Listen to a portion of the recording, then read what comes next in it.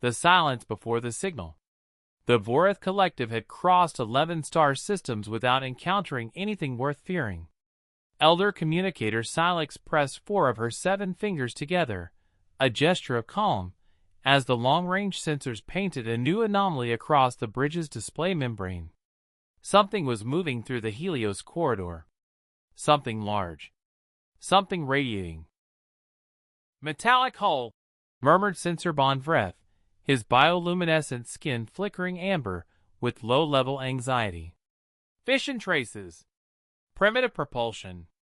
Estimated crew complement, several hundred." Silex straightened her neck stalks. Several hundred? A small crew, then. Manageable. The Vorath had made contact with 41 civilizations. Some had wept. Some had prostrated themselves before the ship's radiant hull. One species had simply fainted. All 12,000 of them, simultaneously, as if existence itself had become too much. The Vorath prided themselves on the art of first contact. They were patient. They were elegant. They were, above all, prepared. "Open a channel," Silex said. "Standard greeting. Harmonic frequency. Let them know we are peaceful." ISS Relentless, 0347 hours. Commander Nadia Okafor had been awake for 22 hours when the klaxon screamed. She pulled herself from her bunk, jammed her boots on wrong, fixed them in the corridor, and arrived on the bridge in 40 seconds flat, a personal record. Lieutenant Darnell Briggs was already leaning over the console, his face lit blue-white by something none of them had a word for yet. "Contact," he said simply. Okafor looked at the screen. Then she looked again. "How big?" she asked. "Imagine a city," Briggs said. "Now put it in space. Now make it alive-looking." The Relentless was a warship, a deep patrol destroyer commissioned 18 months ago, running a mapping route through uninhabited space, 7 light months from the nearest human outpost. They carried railguns for torpedo banks, point defense cannons, and exactly 0 protocols for this situation.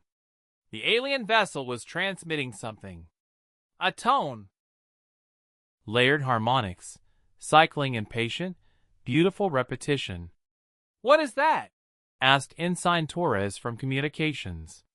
"I think," Okafor said slowly, "that's them saying hello." She sat down. She cracked her knuckles.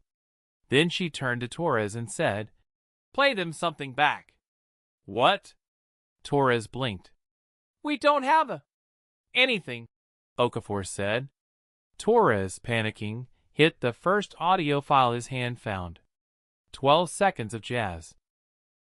A Miles Davis trumpet solo, clipped from someone's personal playlist, broadcast across open frequency into the dark. The alien harmonics stopped. Aboard the Vorath Collective, the bridge fell into a silence so complete that Silex could hear the soft hydraulic breath of the ship's atmosphere system.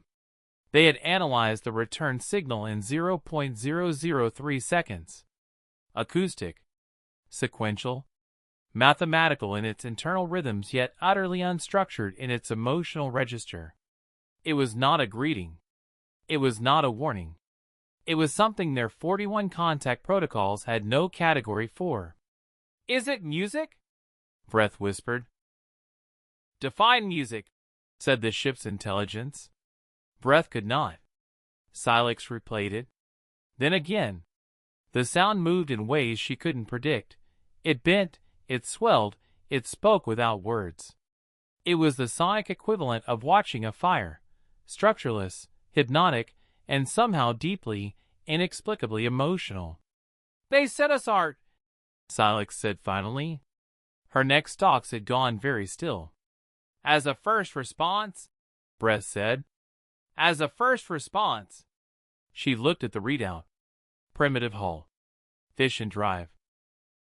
Weapons clearly visible on the exterior. Kinetic launchers, she estimated, small yield but numerous.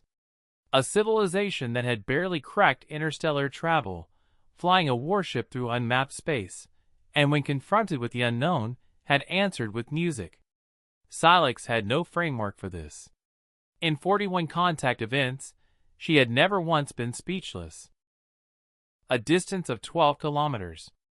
They held position for 6 hours, the two vessels facing each other across 12 kilometers of silence, the Relentless with its guns charged, and its crew eating vending machine sandwiches, and the Vorith Collective doing something its crew had never done before first contact.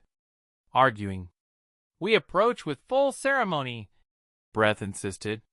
"We observe first," countered the intelligence. "We ask," Silex said, overriding them both. So they transmitted again. Not harmonics this time. They mirrored the jazz back, unchanged, unanalyzed, returned like a question. On the bridge of the Relentless, Okafor heard it come through the speakers and laughed.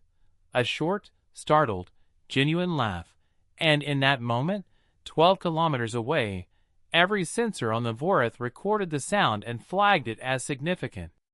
A new species. Armed. Reckless. Apparently musical. Extraordinary, Silex thought. She had no idea what came next. Neither did they. That, she decided, was a remarkable place to begin.